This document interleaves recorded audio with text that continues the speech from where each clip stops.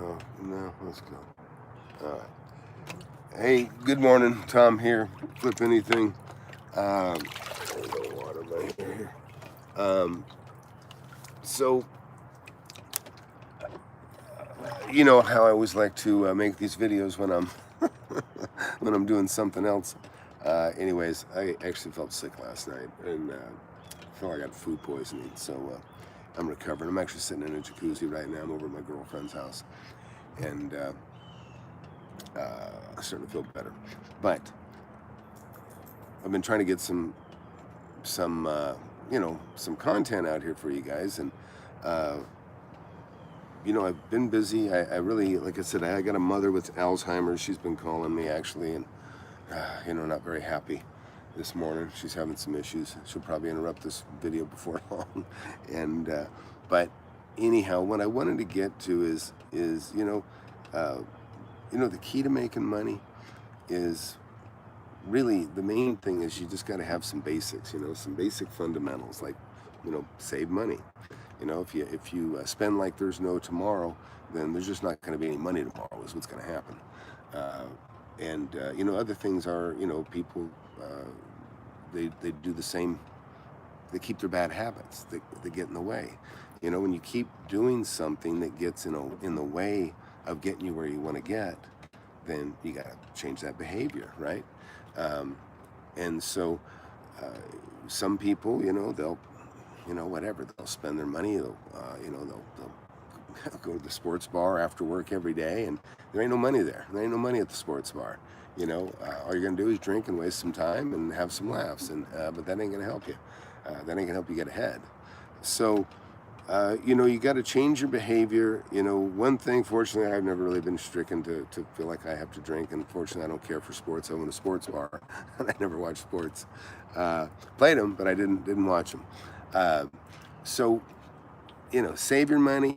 Pay attention to what's going on around you. Concentrate on an area. It's the easiest thing to make money. It really is. It's not very...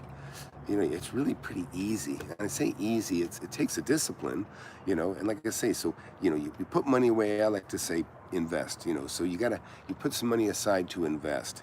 You're not saving it to blow it on a car or saving it to blow it on something that's going to depreciate. You're saving money so that you can invest and buy something that you can resell for more.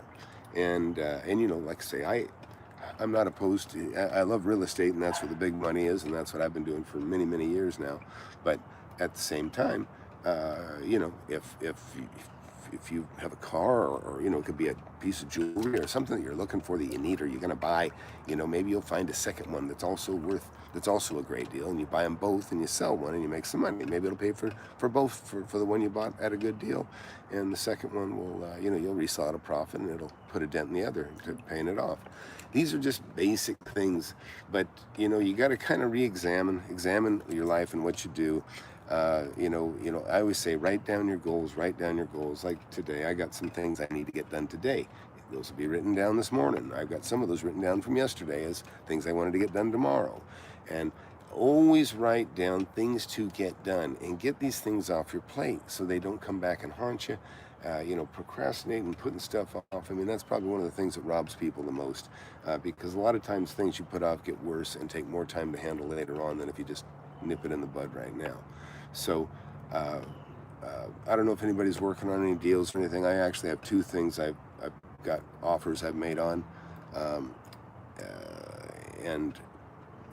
and actually one of them I had to put off just a little because I said I don't feel good, but I got to get out there. I've got one. I found a big building. That's a bargain, it would seem. I'm not 100% convinced. What it is it's big square footage, little lot, small amount of parking.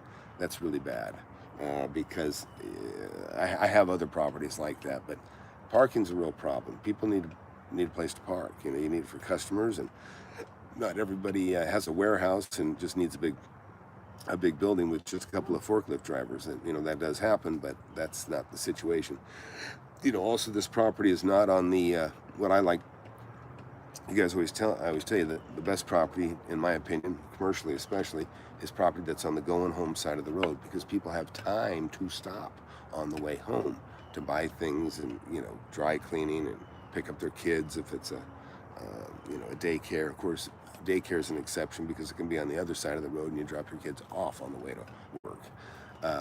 So daycare can kind of go on either side, but like a little coffee house or a Starbucks, you kind of want that on the going to work side of the road.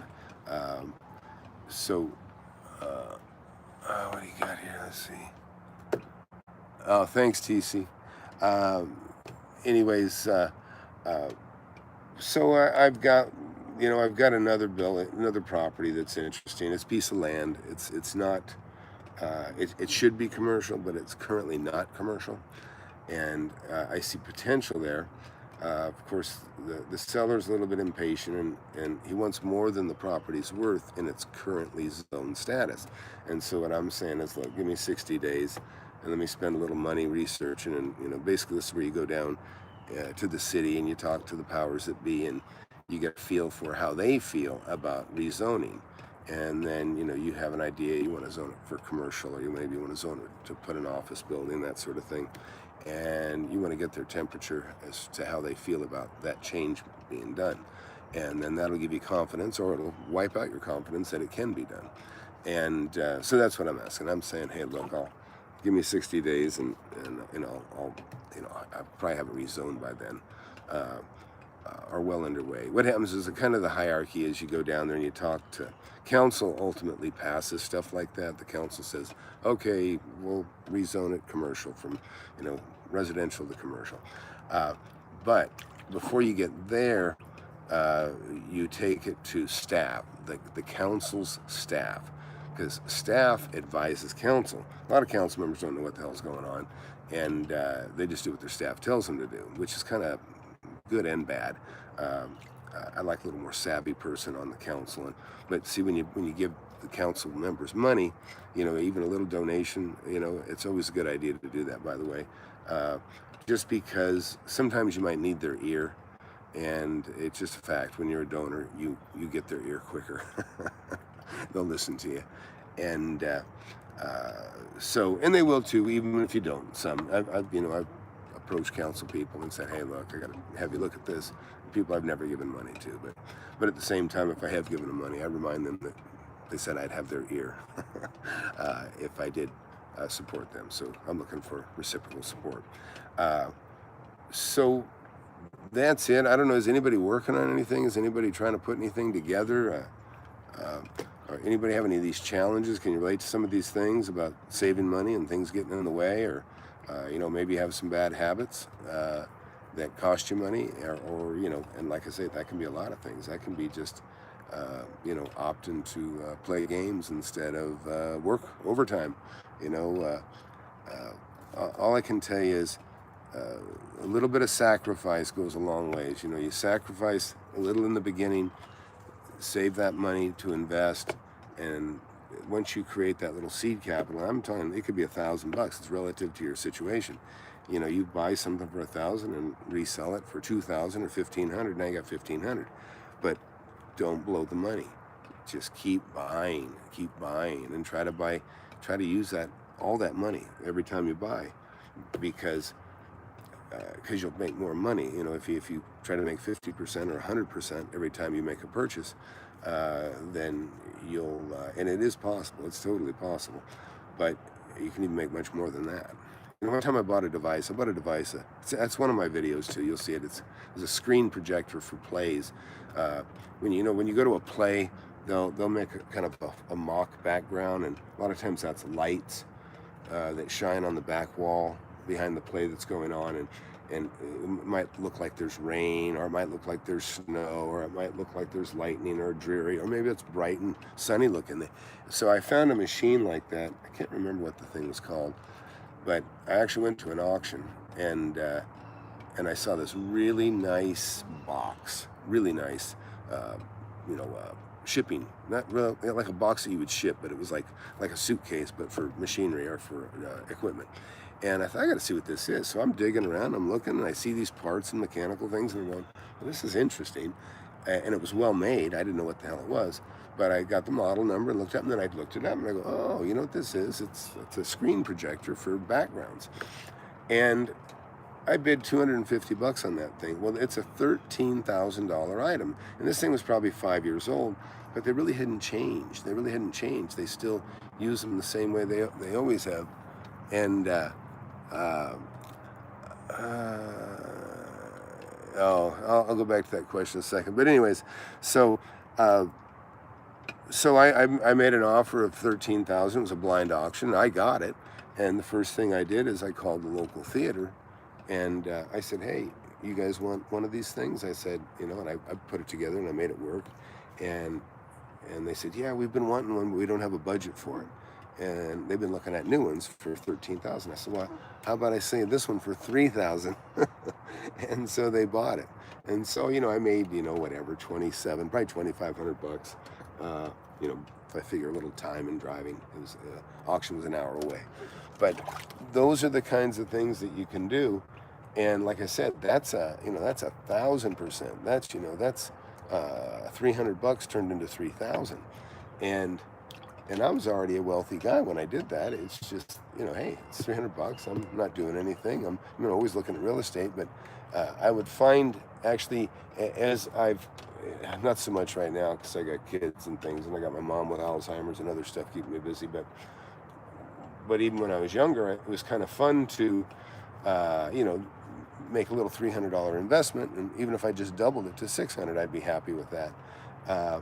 And you've seen I've done it with other things, forklifts and other stuff, because it's still money's money. And if if I can make a little deal, it's kind of a high. It really is kind of a high to buy something and resell it for more. You're going, oh yeah, I'm right. And the money is the points. The money is the point. If you look at it like it's a game, and the more money you get, money maybe doesn't mean so much, to me or some people all the time. Not little money, but it still says you did the right thing, and I'm a numbers guy, so I go, oh, I doubled my money. It doesn't matter if it's $100,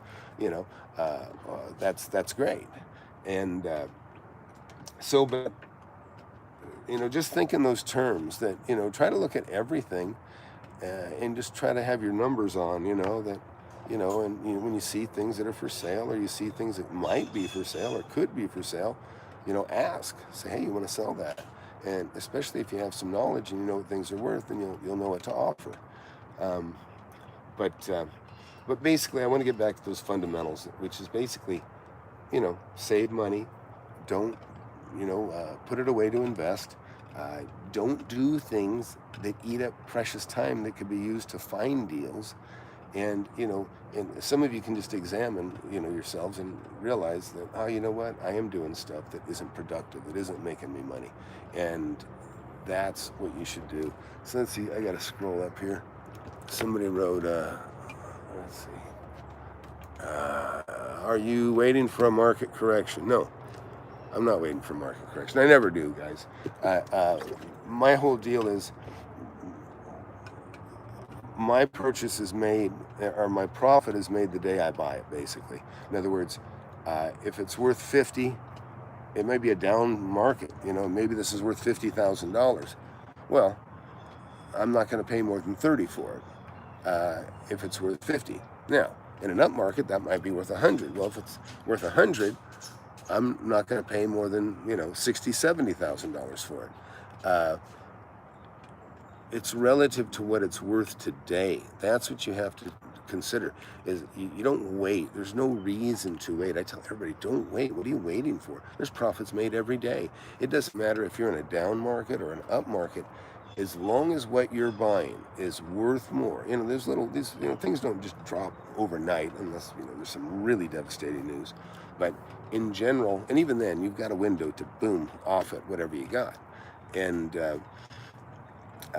So those are the things that you got to remember. Is you're buying what it's worth relative today. If you want to buy, you become a speculator when you say, I'm gonna wait for the market to change. Well, while you're waiting for the market to change, guess what?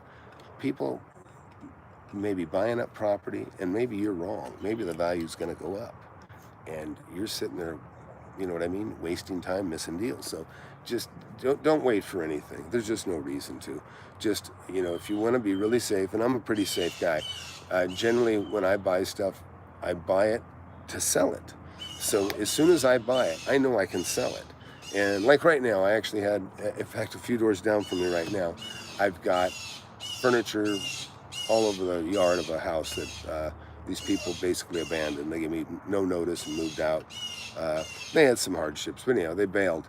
And so now the contents of their house are in the front yard. And they seem to have abandoned them. Hey! So they seem to have abandoned them. So these things happen, but for me, it's kind of a blessing because you know what? I want to sell that house, and it's a really good time for me to sell that place. So I have these two deals I told you I'm working on right now. Well, houses are very liquid right now. They sell very quickly. So, a lot of real estate isn't considered very liquid, but really houses right now, they sell quickly if you price them right.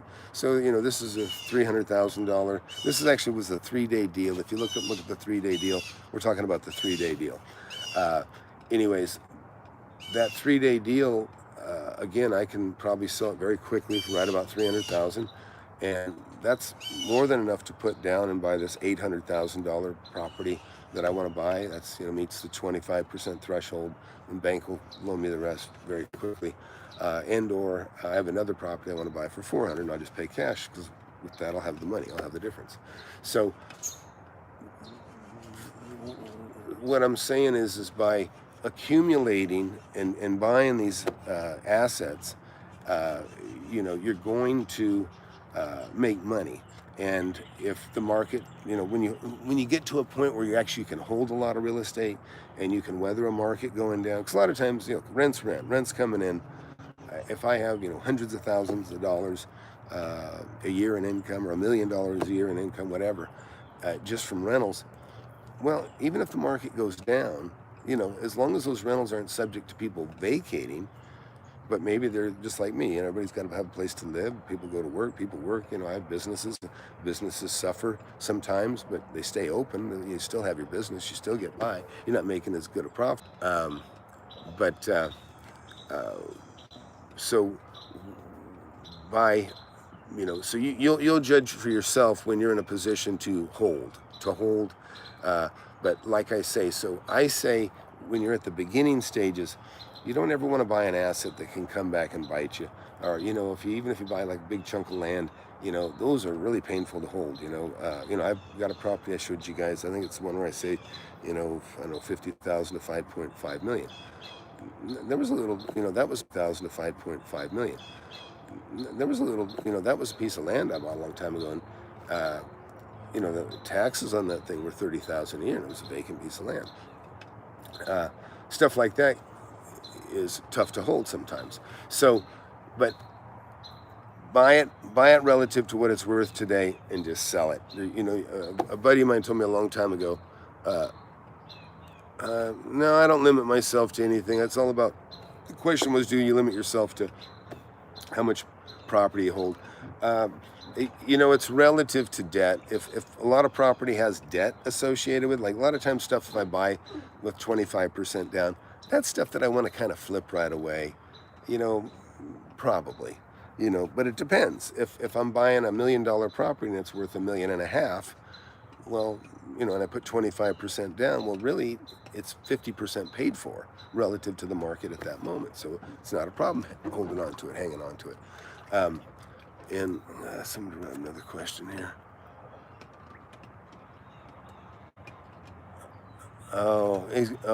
Kevin's got a property, wants some advice on. Just email me, Kevin, and Tom at FlipAnythingUSA, and I'll take a look at it. Assuming I feel better. I'm actually not feeling too bad right now. But hey, be sure to thumbs up and like the videos, please. And if you got any questions, just ask. I'm going to cut it here pretty quickly, but if anybody got a question, you can ask. Do it now, I guess.